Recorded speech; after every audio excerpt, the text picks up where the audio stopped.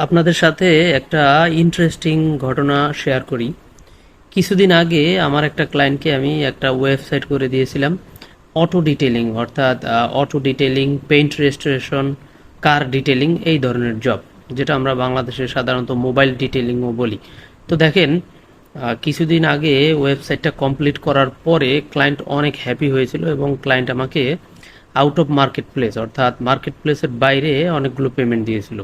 তো যদিও client happy হওয়ার 3-4 মাস পরে হঠাৎ করে ক্লায়েন্ট আমাকে টেক্সট করছে যে এখন তার এসইও সার্ভিস লাগবে, অর্থাৎ সার্চ ইঞ্জিন অপটিমাইজেশন। আপনারা জেনে থাকবেন যে এসইও করলে একটা ওয়েবসাইট গুগলের টপ র্যাঙ্ক হয়, অর্থাৎ গুগলের টপ লিস্টে তাকে সার্চ দিলে পাওয়া যাবে।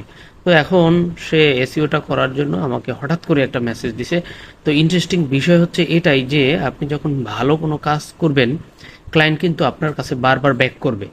তো সুতরাং আমি আপনাদেরকে এবার একটু কম্পিউটার স্ক্রিনে দেখাই যে ক্লায়েন্ট আমাকে কিভাবে মেসেজ দিয়েছে বা এসইওর জন্য সে কি বলছে।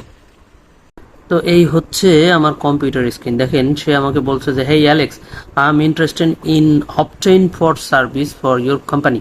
তো সে কি চাইছে? Number 1 local SEO, number 2 competitive backlink building, number 3 off page SEO এবং নাম্বার 4 অন সাইট এসইও।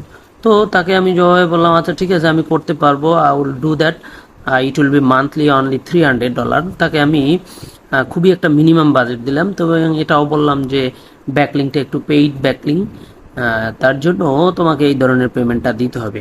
তো ক্লায়েন্ট মোটামুটি আমাকে অনেকগুলো প্রশ্নই করছে, তারপর সে জিজ্ঞেস করছে তাহলে হোয়াট অ্যাবাউট লোকাল এসিও। তো আমি জিজ্ঞেস করলাম যে শুধু লোকাল এসিও?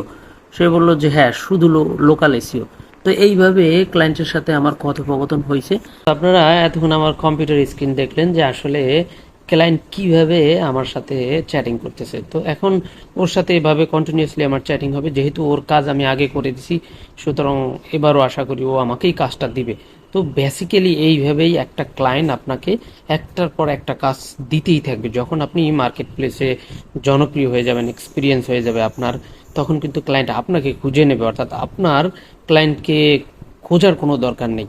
তো ভিডিওটি ভালো লাগলে শেয়ার করবেন এবং চ্যানেলটি সাবস্ক্রাইব করবেন। ধন্যবাদ সবাইকে।